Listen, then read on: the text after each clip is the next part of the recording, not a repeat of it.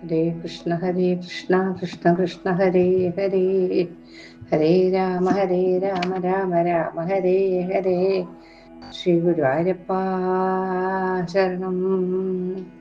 സർവത്ര ദേവീ നാമ സങ്കീർത്തനം. ജയ ജയ മഹാദേവി നമ. ഇനിയിപ്പം 45-ാമത്തെ അധ്യായത്തിൽ ദക്ഷിണാശക്തി ഉപാഖ്യാനാണ് വർണ്ണിക്കുന്നത്. അദ്ദേഹം ശ്രീനാരായണ മഹർഷി പറഞ്ഞു കൊടുക്കുകയാണ്. ഹേ ദേവർഷിയെ, സുമധുരവും അത്യന്തം ശ്രേഷ്ഠവുമായ സ്വാഹാദേവിയുടെയും സ്വധാദേവിയുടെയും പുണ്യചരിതം ഞാൻ നിങ്ങൾക്ക് കേൾപ്പിച്ചു തന്നില്ലേ. ഇനി ഞാൻ ദക്ഷിണോപാഖ്യാനം പറഞ്ഞു തരാം. ദക്ഷിണാദേവിയുടെ കഥ. പണ്ട് കൃഷ്ണന്റെ പ്രിയതമയായി സുശീല എന്നൊരു സ്ത്രീരത്നം ഉണ്ടായിരുന്നത്രേ. അവളും രാധയെപ്പോലെ തന്നെ ലാവണ്യവതിയും ധന്യയും എല്ലാവരാലും പൂജ്യയുമായിരുന്നു. ഒരു ദിവസം രസികയായ അവൾ രാസമണ്ഡലത്തിൽ ശ്രീകൃഷ്ണന്റെ മടിയിൽ അനുരാഗവിവശയായിരിക്കുന്ന രാധ കാണാനിടയായി. തന്റെ പ്രാണപ്രേയസി ഈ രംഗം കണ്ടതറിഞ്ഞ് കൃഷ്ണൻ ലജ്ജയോടെ തലകുനിച്ചിരുന്നു. ക്രോധം കൊണ്ട് ജ്വലിച്ച കണ്ണുകളോടുകൂടി അവൾ അടുത്തേക്ക് വരുന്നത് കണ്ടപ്പോൾ ഭഗവാൻ അവിടെ നിന്ന് തൽക്കാലം മറഞ്ഞു.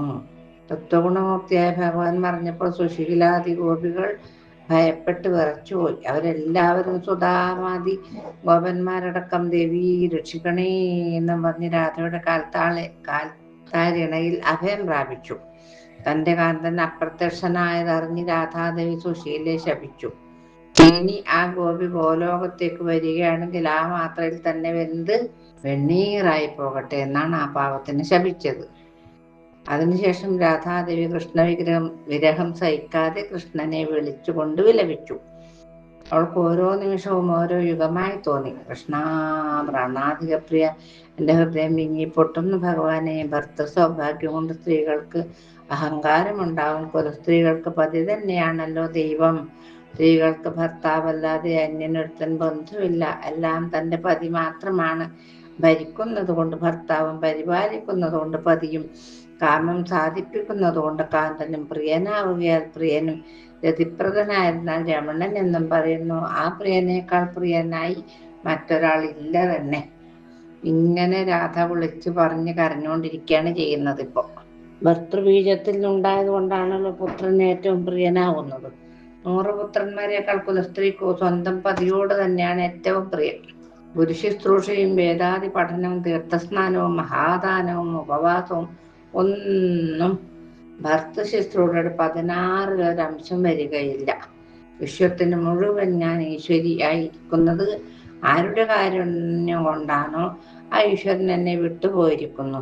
സ്ത്രീ സ്വഭാവം ചപലം തന്നെ. പ്രകാരം ഓരോന്നും പറഞ്ഞ് രാധ അവിടെ ഇരുന്ന് കൃഷ്ണനെ ധ്യാനിക്കാൻ തുടങ്ങി.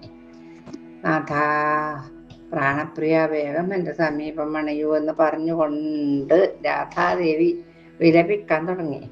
ഹേ രമണ, വിരഹദുഃഖം സഹിക്കാനാവാത്ത ഈ ദീനയായവൾക്ക് ദർശനം തരണേ എന്ന് പറഞ്ഞ് ദക്ഷിണാദേവി ഗോലോകം വിട്ടു പോവുകയും ചെയ്തു. ദക്ഷിണാദേവി ദീർഘകാലം തപസ് ചെയ്ത് ലക്ഷ്മീദേവിയുടെ ശരീരത്തിൽ പ്രവേശിച്ചു. ദേവന്മാർ യജ്ഞങ്ങൾ ചെയ്തിട്ടും ദക്ഷിണാദേവി പുറത്തേക്ക് വന്നില്ല. അവരെല്ലാവരും കൂടി വിധാതാവിന്റെ സമീപത്തെത്തി. ദേവന്മാരുടെ അപേക്ഷ പ്രകാരം എന്ത് ചെയ്തു എന്നറിയോ? വിധി ജഗത്പ്രഭുവായ നാരായണനെ ധ്യാനിച്ചു. എന്നിട്ട് ഫലം നേടുകയും ചെയ്തു. എല്ലാറ്റിനും ഞാൻ പറയാറില്ല, എന്നും പറയാറുണ്ട്, എല്ലാറ്റിനും ഒരു വിധി കൽപ്പിക്കണമെങ്കിൽ അത് ഭഗവാൻ തന്നെ ആവണം. ഭഗവാൻ ലക്ഷ്മിയുടെ ദേഹത്തിൽ നിന്ന് മർത്യലക്ഷ്മിയായ ദക്ഷിണയെ വേർപെടുത്തി വിധിക്ക് നൽകി. ചതുർമുഖൻ കർമ്മപൂർത്തിക്കു വേണ്ടി ദക്ഷിണാദേവിയെ യജ്ഞന് നൽകി. യജ്ഞൻ ആ ദേവിയെ സ്തുതിഗീതങ്ങൾ കൊണ്ട് വാഴ്ത്തി സ്തുതിച്ചു. യജ്ഞം ചെയ്തതിന് ഫലം കിട്ടണമെങ്കിൽ ദക്ഷിണാദേവി വേണമെന്നാണ് പറയുന്നത്. 1000 ചന്ദ്രന്മാരുടെ ശോഭയുള്ളവളും താമരയിതൾ പോലെയുള്ള കണ്ണുകളുള്ളവളും കസ്തൂരി ചേർന്ന ചന്ദനക്കൂട്ടും തിലകവും ലലാടത്തിൽ ചാർത്തിയവളുമായ ആ സുമനോഹരി യജ്ഞന്റെ മുമ്പിൽ പ്രാദുർഭവിച്ചു. അവരുടെ രൂപലാവണ്യം കണ്ട് യജ്ഞൻ കാമപരവശനായി തീർന്നു. വിധിയുടെ നിർദ്ദേശപ്രകാരം യജ്ഞൻ ദക്ഷിണാദേവിയെ വരിച്ചു. 200 ദിവ്യവർഷം യജ്ഞൻ വിജനമായ വനത്തിൽ ആ സൗന്ദര്യധാമത്തോടു കൂടി രമിച്ചു. താമസിയാതെ അവൾ ഗർഭിണിയായി. അത്ര 200 ദിവ്യവർഷം. 12 വർഷം ദേവി ആ ഗർഭം ചുമന്ന് നാള് കഴിച്ചു. കാലം സമാഗതമായപ്പോൾ ദക്ഷിണാദേവി ഒരു കുഞ്ഞിന് ജന്മം നൽകി. അവനാണ് കർമ്മങ്ങൾ പൂർത്തിയാകുമ്പോൾ ഫലം നൽകുന്നത്. യജ്ഞൻ ദക്ഷിണാദേവിയോടും പുത്രനോടും ചേർന്ന് കർമ്മികൾക്ക് ഫലം നൽകുന്നു എന്നാണ് വേദവിത്തുക്കൾ പറയുന്നത്. ഇതൊക്കെ ധർമ്മൻ പറയുന്നത് ഞാൻ കേട്ടിട്ടുണ്ട്. എന്നാലും കർമ്മം പൂർത്തീകരിച്ചാൽ കർമ്മി ദക്ഷിണയും സമർപ്പിച്ചാൽ ഫലം ഉടനെ ലഭിക്കുമെന്ന് വേദം പറയുന്നു. ദക്ഷിണ കൊടുക്കണം, എന്നാലേ ആ ഫലം കിട്ടുള്ളൂ എന്ന്. ദക്ഷിണ കൊടുക്കാത്തവൻ ബ്രഹ്മഹത്യാപാപത്തിന് അർഹനാണത്രേ. അതുകൊണ്ട് തന്നെ അവൻ ദരിദ്രനായും ഭവിക്കും. രമ അവനെ ശപിച്ചിട്ട് ആ ഗൃഹം വിട്ടു പോവുകയും ചെയ്യും. പോരെ, പിന്നെന്തെന്ന് വേണ്ടത്? മഹാലക്ഷ്മി വീട്ടിൽ നിന്ന് പോയി കഴിഞ്ഞാൽ പിന്നെ ഒന്നും പറഞ്ഞിട്ട് കാര്യമില്ലല്ലോ. അങ്ങനെയുള്ളവന്റെ തർപ്പണത്തെ പിതൃക്കൾ സ്വീകരിക്കുമോ? ഇല്ല. ദേവന്മാർ പൂജയെയും ആഹൂതികളെയും സ്വീകരിക്കുമോ? അതുമില്ല. അവൻ കുംഭീഭാഗം എന്ന നരകത്തിൽ പതിച്ച് യമഭടന്മാരുടെ ദണ്ഡനങ്ങൾ ഏൽക്കേണ്ടി വരും. അപ്പൊ ശ്രീനാരദ മഹർഷി ചോദിക്കാൻ തുടങ്ങി, മഹർഷി, ദക്ഷിണയില്ലാതെ ചെയ്യുന്ന കർമ്മങ്ങളുടെ ഫലം ആരാണ് അനുഭവിക്കുന്നത്? പണ്ട് യജ്ഞൻ ദക്ഷിണയെ പൂജിച്ചത് ഏത് വിധത്തിലാണ് എന്ന് ചോദിച്ചു. നാരദ, ദക്ഷിണയോടുകൂടി ചെയ്യുന്ന കർമ്മത്തിനെ ഫലം സിദ്ധിക്കും. പണ്ട് മഹാബലിക്ക് വാമനന്റെ വരം കൊടുത്തിട്ടുണ്ടത്രേ. അശ്രോത്രിയന്മാർ ചെയ്യുന്ന ശ്രാദ്ധവും ശ്രദ്ധയില്ലാതെ ചെയ്യുന്ന ദാനവും ഗുരുഭക്തി ഇല്ലാത്തവൻ ചെയ്യുന്ന കർമ്മങ്ങളും ശുചിയില്ലാത്തവൻ ചെയ്യുന്ന പൂജകളുടെ ഫലവും ബലിയാണത്രേ ഭുജിക്കുന്നത്. ഇനി ദക്ഷിണാദേവിയുടെ ധ്യാനവും സ്തോത്രവും പൂജാവിധിക്രമങ്ങളും കണ്വശാഖയിൽ പറഞ്ഞ മാതിരി ഞാൻ പറഞ്ഞുതരാം. പണ്ട് കർമ്മദക്ഷയായ ദക്ഷിണാദേവിയെ കണ്ട് യജ്ഞൻ അവളുടെ സൗന്ദര്യത്തിൽ ഭ്രമിച്ചുപോയി. എന്നിട്ട് വാഴ്ത്തി സ്തുതിക്കാൻ തുടങ്ങി. നീ പണ്ട് ഗോലോകത്ത് ഗോപിമാരിൽ പ്രധാനിയും കൃഷ്ണപ്രേയസിയും രാധയുടെ സഖിയുമായ സുശീലയായിരുന്നുവല്ലോ. രാധാമഹോത്സവ വേളയിൽ കാർത്തിക മാസത്തിലെ ആ വെളുത്ത പൗർണമിയിൽ ലക്ഷ്മീദേവിയുടെ ഇടത്തെ ചുമലിൽ നിന്നുണ്ടായത് കൊണ്ടല്ലേ നിനക്ക് ദക്ഷിണ എന്ന പേര് കിട്ടിയത്. രാധാദേവിയുടെ ശാപത്താൽ ഗോലോകത്തിൽ നിന്നും ഭ്രഷ്ടയായി ലക്ഷ്മീദേവിയുടെ ദക്ഷാംശത്തിൽ നിന്നുണ്ടായത് കൊണ്ട് എനിക്ക് നിന്നെ ഭാഗ്യവശാൽ ലഭിച്ചു. മഹാഭാഗ്യെ, നീ എന്നെ തന്നെ പതിയായി സ്വീകരിക്കൂ. നിന്നെ കൂടാതെയുള്ള കർമ്മം നിഷ്ഫലമാണ്. ബ്രഹ്മാദി ദേവന്മാർ പോലും കർമ്മഫലം തരുവാൻ അശക്തരാണ് എന്നൊക്കെ പറഞ്ഞ് കോലാഹലം കൂട്ടാൻ തുടങ്ങി. വിധാതാവ് കർമ്മരൂപിയാണ്, ഫലരൂപി മഹേശ്വരനാണ്, യജ്ഞരൂപൻ വിഷ്ണു. നീ മൂന്നാൾക്കും സാരരൂപിണിയുമാണ്. ജന്മങ്ങൾ തോറും നീ തന്നെയാണ് എൻ്റെ ശക്തി. നീ കൂടെ ഉണ്ടെങ്കിൽ ഏത് കർമ്മത്തിന് ഞാൻ ശക്തനാണ്. പ്രകാരം സ്തുതിച്ച യജ്ഞനെ യജ്ഞാധിഷ്ഠാദ്യ ദേവതയും ലക്ഷ്മിയുടെ അംശയുമായ ദക്ഷിണാദേവി സന്തോഷം വരിച്ചു. കരഞ്ഞിട്ട് സ്വീകരിക്കേണ്ടി വന്നു ദേവിക്ക്. ഈ ദക്ഷിണാസ്തവം ശ്രാദ്ധകാലത്ത് ജപിക്കുന്നവൻ സർവയജ്ഞങ്ങളുടെയും ഫലത്തിന് പാത്രമാകും. രാജസൂയം, വാജപേയം, ഗോമേധം, നരമേധകം, വിഷ്ണുയജ്ഞം, ലാംഗലം, ധനദാനം, ഭൂമിദാനം, ഗജമേധം, ശിവയജ്ഞം, രുദ്രയജ്ഞം, ധർമ്മയജ്ഞം, പാപമോചനയജ്ഞം, ബ്രഹ്മാണീകർമ്മയജ്ഞം, യോനിയജ്ഞം തുടങ്ങിയ യജ്ഞങ്ങൾ തുടങ്ങുമ്പോൾ ഈ സ്തോത്രം ജപിക്കുന്നത് കർമ്മങ്ങൾ സുഗമമായി നടത്താൻ വളരെയേറെ സഹായകമാകും. ഇനി ധ്യാനത്തെ പറ്റിയും പൂജാവിധിയെയും പറ്റി പറഞ്ഞു തരാം. ദക്ഷിണാദേവിയെ സാളഗ്രാമത്തിലോ ഘടത്തിലോ ആവാഹിച്ച് പൂജിക്കണം. അതിനുശേഷം ഇപ്രകാരം പറയണം. അങ്ങനെ ലക്ഷ്മിയുടെ ദക്ഷിണാംശത്തിൽ നിന്നുദ്ഭവിച്ചോളും വന്ദിതയും സർവകർമ്മ ഫലപ്രദയും കമലയുടെ കലാംശയുമായവളെ, മംഗളവും ബുദ്ധിയും പ്രദാനം ചെയ്യുന്ന വിഷ്ണു ശക്തി സ്വരൂപിണി സുശീലേ ദക്ഷിണെ ശുദ്ധിരൂപയെ തൊഴാം, നമസ്കരിക്കാം ദേവി. പ്രകാരം ധ്യാനിച്ച മൂലമന്ത്രം ജപിച്ച അർഘ്യവാദ്യങ്ങൾ സമർപ്പിക്കണം. ഇതാണ് മൂലമന്ത്രം. ഓം ശ്രീം ക്ലീം ഹ്രീം ദക്ഷിണായേ സ്വാഹ. ഓം ശ്രീം ക്ലീം ഹ്രീം ദക്ഷിണായേ സ്വാഹ എന്ന് ഭക്തിയാദരബോധം ജപിച്ച് ദേവിയെ പൂജിക്കണം. ദക്ഷിണാദേവിയുടെ കഥയും സ്തോത്രവും ധ്യാനവും പൂജാവിധികളെല്ലാം ഞാൻ നിനക്ക് പറഞ്ഞു തന്നില്ലേ നാരദ? ശ്രദ്ധയോടുകൂടി ദക്ഷിണാഖ്യാനം കേൾക്കുന്നതിന് സർവാഭിഷ്ടങ്ങളും സാധ്യമാകുകയും ചെയ്യും. ഒരു മാസം ഈ സ്തോത്രം കേൾക്കുകയോ അല്ലെങ്കിൽ ജപിക്കുകയോ ചെയ്യുന്നവൻ എല്ലാ സങ്കടങ്ങളിൽ നിന്നും ബന്ധുനാശത്തിൽ നിന്നും ബന്ധനത്തിൽ നിന്നും മുക്തനാകുമെന്ന് ഒരു സംശയവും വേണ്ട. ഇങ്ങനെ ഒരു ഗുണപാഠത്തോടുകൂടി ആ ഭാഗം ഭഗവത്പാദങ്ങളിൽ സമർപ്പിച്ചു. ഇനി ഷഷ്ഠീദേവിയുടെ ഉപാഖ്യാനം. ഒട്ടേറെ ദേവിമാരുടെ പുണ്യചരിതങ്ങൾ അങ്ങയിൽ നിന്ന് കേൾക്കാൻ ഭാഗ്യമുണ്ടായി. മറ്റുള്ള ദേവിമാരുടെയും കഥകൾ കേൾക്കാൻ ആഗ്രഹമുണ്ട്. ഒന്ന് പറഞ്ഞിട്ടാകുമ്പോൾ രണ്ടാമത്തെ ചോദിക്കും, പിന്നെ രണ്ടാമത്തെ ചോദിക്കും, അങ്ങനെ ചോദിച്ചുകൊണ്ടേയിരിക്കും, പറഞ്ഞുകൊണ്ടേയിരിക്കും. അങ്ങനെയാണ് കഥ. നാരദാ, പറഞ്ഞു തരാട്ടോ. ഇനി ഏത് കഥകളാണ് കേൾക്കാൻ ആഗ്രഹിക്കുന്നത് അങ്ങ്?